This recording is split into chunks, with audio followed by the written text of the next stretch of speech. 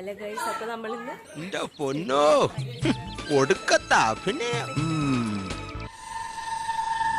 ആരാണ് ചോദിച്ചത്?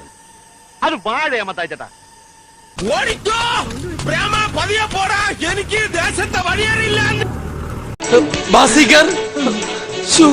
നീ ഇവിടെ ഉണ്ടായിരുന്നോടാ?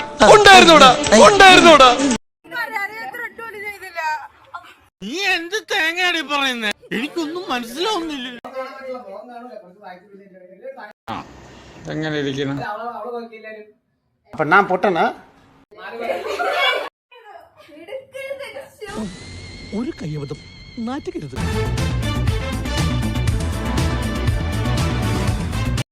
എടിയൊന്ന് മര്യാദക്ക് നിന്നാടിയ